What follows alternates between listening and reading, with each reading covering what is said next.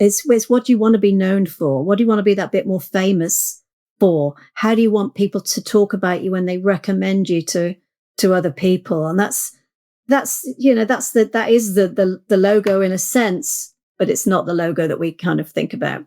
Welcome to the podcast about communication in business. I'm your host, George Torok. Did you know that I'm known as the speech coach for executives?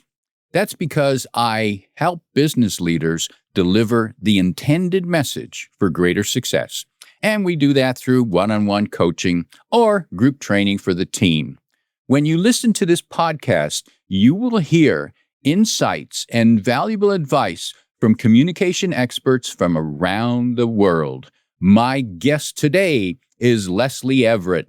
Here's 3 facts that I think you should know about Lesley. 1, she was the president of the Global Speakers Federation in 2014, and the first female speaker in the UK to be awarded the UK Speaker Hall of Fame. 2, she moved from the UK to California in 2014, where she is now. And 3, her focus is on integrated executive branding. Lesley Everett, welcome to Your Intended Message. Thank you, George. It's always great to be here on this wonderful Your Intended Message podcast. I'm always excited to catch up with you. So thanks for inviting me. Delighted to be talking with you and glad to have you back on and for another powerful, insightful conversation. And let's just start with that last fact. Integrated executive branding. What does that mean? Yeah, right. Let me explain. So throughout the years, I've been very focused on personal branding and leadership branding, and that's encompassed keynote speaking, of course, and a lot of coaching and training sessions. I was realizing where the most value comes from when I'm coaching an executive on their branding is that it's not just about coaching them, but if I can have a 360-degree external lens on their entire team and their team of VPs and their teams below them and what's going on and helping them to develop their personal brands and executive brands as well, then we've got a much more integrated approach to help that particular leader achieve the project success, whatever it is that they're focusing on. So it's not just about the one individual or one team in isolation. So this has come from obviously the years of experience and focusing down now and filtering down on where I give the most value to my clients. And it is a much deeper and broader approach. So the integrated approach really is coming from not just the one person, but looking at their entire team, where I can get a feel for what's going on. I can see where strategic elements might need to be tweaked, and I can feed that back in the form of consultancy. So that's going really well. That's where the term came from. And it makes sense to me. So I'm guessing if an executive reaches out to you and say, Lesley, I want to develop my executive brand, you realize that it's not only about them, it's their whole team. Because if they only develop their executive brand, but their team is not part of it, it's not going to work as well. No, it's not. They're never going to reach the results they need to reach. And then where this is most effective, of course, and every leader has a journey that they're on and a project deadline. But it works really well where there's a transformational growth program, for example, or a sales growth program. So some sort of transformation project where there's an end date. This is where we need to go from A to B in this time frame. This is the end objective. Need the whole team on board. And if you're just coaching that one executive in isolation, you're missing out a whole chunk of what might help them to elevate themselves, which is instrumental in getting to that end result. But also it's bringing the team together in a collaborative way to give them the power to build their own brand and lead their teams. And it's a kind of filtering down approach that lifts the leader at the top to get the results they need. Now, when we think of branding in the traditional sense, we think of corporations. So I'm guessing these leaders don't need a logo. No, that's right. And that's often a fallacy when I talk about branding. It's no, not at all. But in the sense that what we need to create is this is the label that you want people to know about you when they work with you, when you're working with clients, when you're elevated into that executive senior leadership role. What is it that defines who you are? So, there is that sense, but it's not physical logo, of course. So the brand is really about that reputation that you build, that mark of guarantee that you get when you work with me because it's so consistent. So it's what do you want to be known for? What do you want to be that bit more famous for? How do you want people to talk about you when they recommend you to other people? And that is the logo in a sense, but it's not the logo that we kind of think about. And I think the coaching that I do is, it is about branding, but branding, of course, is very broad. It's your visibility, your profile, how you present your message, how you land your message, how you lead authentically, how you influence, how you handle your meetings. There's a whole myriad of topics that feed into the brand of you as a person. What are some of the requests that executives have made to you when they've come to you and said, Lesley, I want to be known for? What kind of labels, what kind of tales do they want people to tell about them? Yeah, it's an interesting question. I mean, they often it needs to go at a level higher than that. Often they don't really know what it is they want, other than I need to raise my executive presence. I need to have more gravitas. I need to be more visible. And, they don't come to me and get the end result of, well, let's just make you more visible for the sake of it. The very first piece is, well, what do you want to be visible with? Who are you? Let's delve into that. Let's get a sense of perceptions that people have about you already. So very few people would come to me and ask the question like that, but we'll get to that question very quickly. If that's what you want as an end result, at elevated executive presence, then let's look at how do you want to be perceived? And that's a critical part of it. And I think there are a lot of coaches out there that will give you fantastic social media presence, great website, great content, but it's not all about that. It's that authentic piece. And that's always been part of what I do, is getting that core authentic differentiator, that story out that you can then build on to define what it is you want people to say about you behind your back. Do you help executives change how they think, or simply better convey what they think? That's a great question again. I think it is a little bit of both. Mindset drives behaviors, of course, and behaviors drive action. But for me, it goes back a stage further than that. To get the right mindset, you need to really be thinking about, well, what's in it for me? This is not just about my career and my company and my role. What do I want? What really drives me? And what's my purpose? What are my motivators? So we do a lot of work on that and thinking differently about, where am I now? What is my next career move? Am I at a legacy point, or am I ready to go into that next senior director leadership role, or where am I? So there's a lot of thinking about that to see what actually is in it for me. That will then drive the mindset. So the change of the mindset, which drives the behaviors, which gets the action. So it's a little bit of both, getting clear about what I want, the purpose, and where I'm at, and what drives me and motivates me. But then how do we get there? So then there's an action plan that's put in place. What's going to stop you getting to where you want to be? What are the risk factors? What are the things that we need to focus on most in order to get you where you want to be? Is part of their message about revealing their true inner self? Yes. And of course, that can be a challenge, George, for a lot of people. Is it really they at senior executive level, often they haven't spent enough time thinking about who I really am. They get molded by the outside world as they go up in their careers, and they have little time, little awareness of the need to delve right inside Whereas I've seen the value in this, and this like revelation when people can say, yeah, that's me. That's why I do things like that. And that's okay. Let's just make sure it lands in the right way, but that's okay to be that person, whatever that person is. We just have to make sure it's a positive piece for them. So yeah, there's a lot of challenges with people getting to who I really am and being comfortable with that. Male and female doesn't really seem to make a ton of difference in terms of who that applies to most. So, Who I really am. What if people find out who I really am? Is there a great fear of that? yeah, I think there is, and there's for women particularly. I think it applies to men as well. But there's this terrible imposter syndrome thing. Am I going to be found out?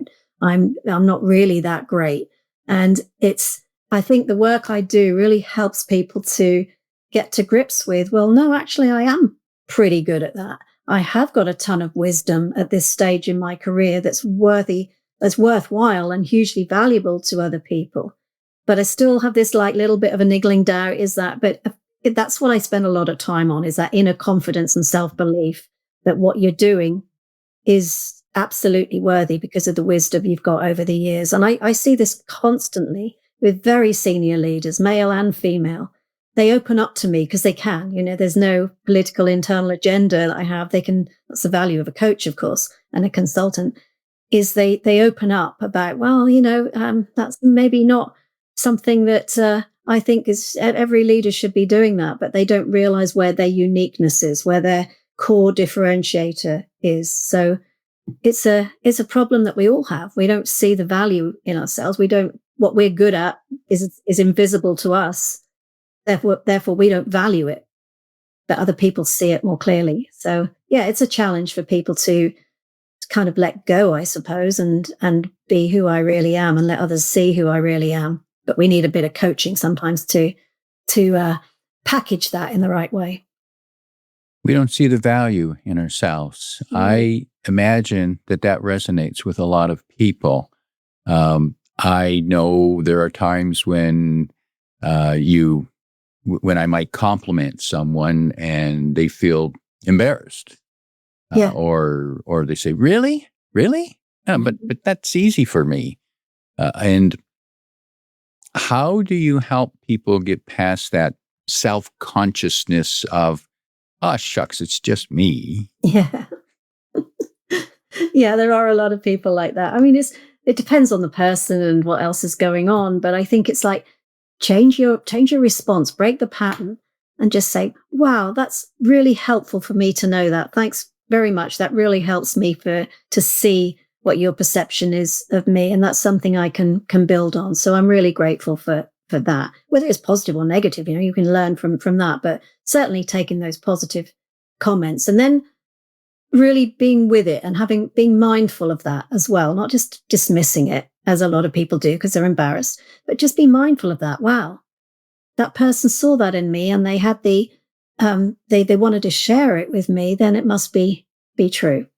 And it's sometimes I tell people a real issue with self-confidence is to write these things down, to have a testimonial book, to have a positive quotes book that you can read when you're having your down days or your moments where you don't have this level of self-belief. Write it down. Simplest thing in the world. We don't do that. Just remember. So yeah, it's a challenge we all have in varying degrees, or most people have in varying degrees. What about the flaws? How do we deal with the flaws? Our weaknesses. How do we hide them? Do we sugarcoat them? How do we handle that? Yeah, well, I always say, first of all, that people don't have weaknesses. We just have overplayed strengths. So first of it, we might see it as a flaw, but it may not be. So anything as a weakness, you can say, well, is that overplayed in some other way? People say, oh, I'm shy. That's a weakness. Well, maybe it's the fact that you consider things really well before you speak, or you're reflective. You analyze things. There's some strengths in that. I don't know. There's a number of things. Arrogance can often be overplayed confidence. So confidence is a positive thing. We just have to rein it in. And I think a big part of coaching is to get really solid feedback from people. And it's something I've always built into my programs. It's not just a questionnaire. It's not just a 360-degree feedback process that a lot of companies will go through. It is me big on the phone, one-on-one, with a selection of people that the coachee has decided on. So who do you respect their opinion? Might not be people you necessarily have a great connection with, but let's just look at a number of people I can call and have a conversation for 15 minutes, ask some really good questions, and I can get a really good sense from not just what they say, their tone of voice, the way they frame it, as to what the perceptions are. And if we don't have that, we're just working off a blank canvas of, well, I think I need to do this because I don't think I'm really good at that. Well, that might not be accurate. Or this may be a strength you think you've got, but in some instances that may be coming across as a bit negative. So we need to modify that. But it's not changing who people are. It's just getting this really good sense of what's accurate and what's not, because you're not the best person to judge often. I always say you can't see the label from inside the bottle. And you've probably heard me say that, George, before, but it's like you can't easily see stuff while you're inside the bottle. You need that external influence. So again, it comes back to that integrated approach. And, you know, that's why I love the title of your podcast so much, your intended message. If it doesn't land in the way you want it to, and you think it does, that's not great communication. You know, what is the intention behind what you're doing? And that's a big part of what I do. Is that a question that you ask people? What's your intended message? What are you really trying to get across? I heard what you said, but what do you really mean? Absolutely. Yeah. Yes. And I think there's not enough of this. I certainly use that in my coaching approach, and we'll do some role play on that.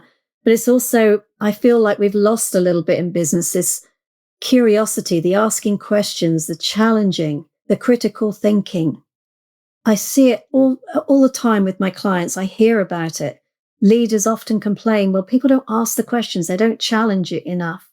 They'll just go along with it. And I want them to come and tell me if things aren't right or what their ideas are. It's a common problem that I hear. And I really have this desire. I think as you know, as you get older, you want, what kind of legacy am I going to leave? And if there's something I can do to instill this need for curiosity and asking the questions, the hard questions, the tough questions, to change the way we think, that would be a massive benefit, I think, to business, particularly right now, is, you know, what are you really trying to say here? That doesn't make sense to me, or whatever. And I'm certainly a big fan of being curious. I'd like to think that one of my heroes is Curious George, the monkey. Yes, I remember. I haven't seen him for a while. Do you find that any of your clients ever say, I want people to know me as a curious person? I never hear that. So that's an interesting thing. When we talk about it, it's, oh yeah, that makes huge sense. I want to be seen as somebody who challenges and asks the questions to get the clarity. But that's a great question, George, because I never hear anybody say that. No. But they realize how important it is when you talk about it. What kind of labels do people tend to want to be associated with? So the things that come across when people ask me, when I ask them what they want to achieve, well, I need more gravitas. I want more influence. I want to have more impact. I want to be visible, have a voice at the table. I want to be more broadly known. So they're quite broad things. And we can approach that in different ways for different people, but those are the key things. Or specifics, like I want to be able to present better and land my message clearly. I tend to go off track, or I don't really have a lot of engagement when I speak. Those will be some specific things. Or I don't know what my brand is. I really don't know what my brand is. Those will be a few key questions. And when a person sums up their brand, should they be able to do it in a handful of words? Yeah, they should. You know, we've all heard about that elevator pitch piece, which is a little bit dated. But it comes down to that. If someone asks you what you do, it's not just saying I'm a a CPA or a tax manager or whatever it might be, or even a professional speaker. It's like, well, what I am is a professional speaker, but what I actually do is share a message that I hope will give people a foundation to build their personal brand on, like, that kind of thing. So it is like an elevator pitch, and we should all be ready to do that.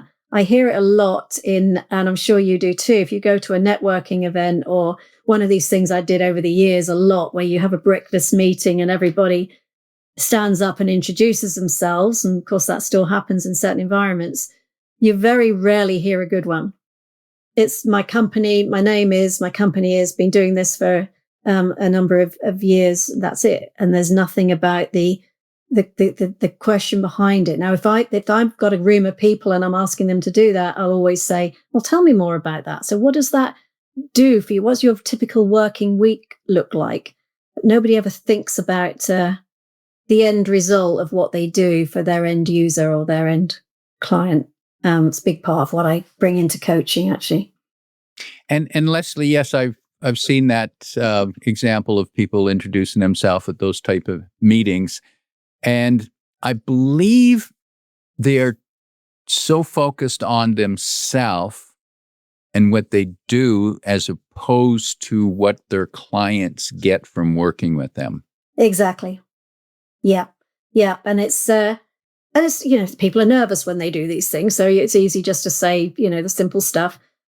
One of the analogies I'll often use, and I heard it years ago and I can't remember where from, is to think about your end user as the result of something like going into a hardware store and buying a drill. You're not buying the drill, you're buying the result of what the drill gives you, and that's probably the hole in the wall, or the shelves to put the family photos on. So that's the level you need to get to with your clients, is what is it? They're not interested in how you're going to get them there particularly. They just know what the end result is. And that's what you need to focus on. It helps with your branding, helps with your differentiator, of course, because you do that in a very specific way and it's less boring. So that's what I'd focus on with the brand statement, as I often call it, rather than a elevator pitch. Is there any danger of the personal executive brand conflicting with the corporate overall brand? That's a question that I've been asked a number of times, George, and I think the answer being that often people will say, well, what if my brand doesn't match that? What I've proved over the years is that companies have a brand. They might have their 5 values, for example. They're very broad. Integrity will often be one that they all have. They think they're different, but they're essentially not. But there's an exercise I'll run with a group of people, or individually we'll go into depth into what does the word integrity actually mean to you? And if you haven't, I've tested this out with a room of quite a lot of people. If you give me 3 words that describe that word integrity for you, you'll have no 2 people in the room that have got exactly the same 3 words. Very rarely. I don't think that's ever happened to me.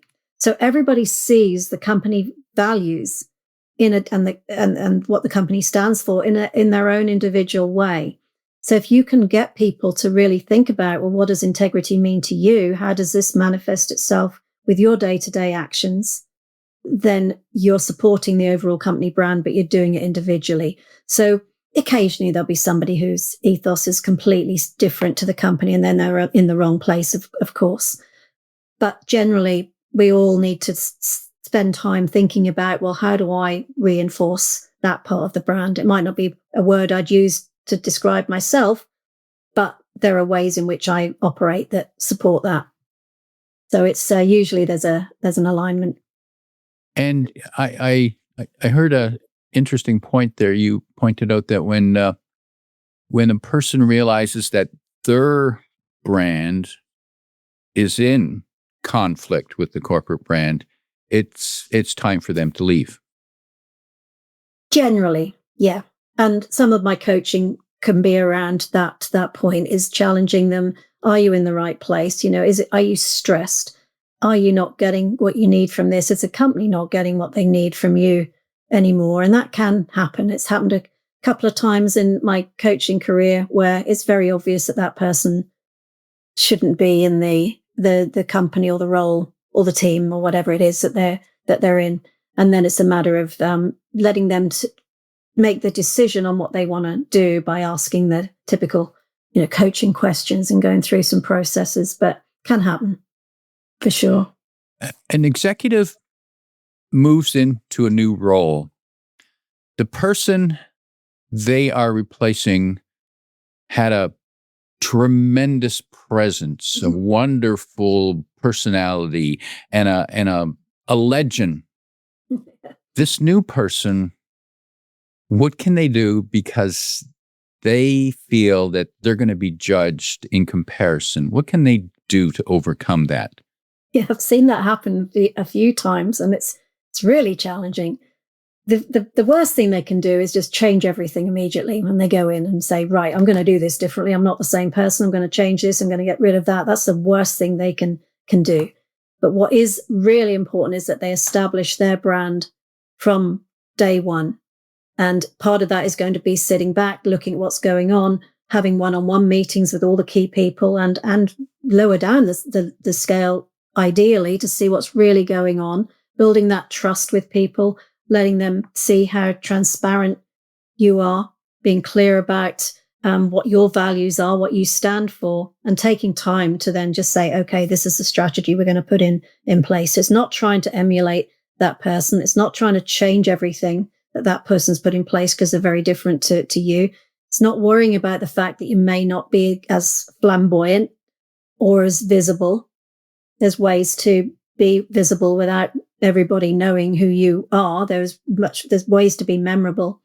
So it's really being yourself and discovering what that is. And that's a very key area of coaching that's needed. I would always recommend that if someone's going into a new role, a big role, taking over from a big figure. And also, if it's not so positive a figurehead that they're replacing as well, that's a real challenge. But it's being who you are and discovering that and being the best you can be with those strengths that you've got. So I'm thinking about there must be difficult conversations that you have with people. What tend to be the most difficult conversations? The ones where there's several, but if I've had feedback on somebody from one of my phone calls to get real honest feedback on perceptions, what I won't do is say, well, so-and-so said this, or this is what has come back. It's very much, the approach is very much, tell me about how you believe people see you as a leader right now. What would they say about you right now as a leader? What would they say about you if you were being promoted into this next role? How would people perceive your suitability for that? So it's asking the open questions to try and draw down to the areas that need focus rather than just telling them what's needed. Coaching is really about asking the right questions and listening to the answers. And not necessarily telling them the answers. No, and that's the difference between a coach and a consultant, of course. So my husband is a great consultant, an engineering consultant, and has been throughout his career. He'd make a terrible coach because he has the solution. He wants to present the solution all the time. And I have to pivot between consultant and coach, but I've got a consultative approach, I guess, in both. But yeah, it's not everybody can make a good coach because they want to give this solution. And it's hard sometimes because you can see the solution and you can try and gear the leader towards having some of these thoughts that could get to that end result. And sometimes they don't listen too well. So you have to try several different things to get there. It's important that they realize how to get there themselves, because I always believe that any coachee has got all the answers in their head somewhere. It's a matter of pulling them out so they make sense and making them more visible and then putting them back in so that they can do something with it, like strands of spaghetti all messed up. It's all messed up in the head. You can pull one strand out at a time and deal with it, put it back in much more neatly in the way that can be used. Lesley, for people who'd like to know more about you and your services, your coaching, they can find They can find out about that at the website, leslieeverett.com, and you can find that link in the description below. Lesley, as we prepare to wrap up, imagine you're talking to you're coaching a business leader, and they expect instant results, and they believe that once they get there, then they don't have to do anything further. What's your advice to them to keep them working at it, to keep them growing? So right up front, it's important that we set an objective. This is what we're aiming for. And then these are the barriers. These are the action points. But that objective, I will keep updating. So let's make sure it's fresh. What's the next piece? What's the shorter term goal? And everything we do needs to support that, add a layer towards that goal. So it's consistently keeping them aware of what the next thing is they want to achieve. It might be a development area. It might be the next role. It might be a non-exec director role, whatever. So I think that's the key to it, is there's not a finite end to this.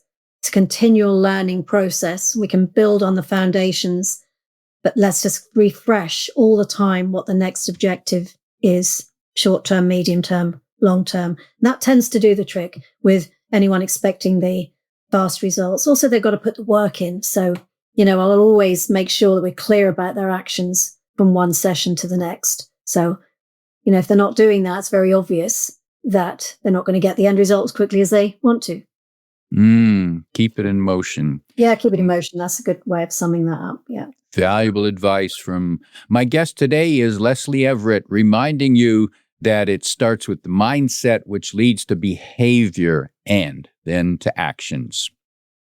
If you like what you heard, tell your friends and post your 5-star review on Apple Podcasts, because that helps more listeners find us.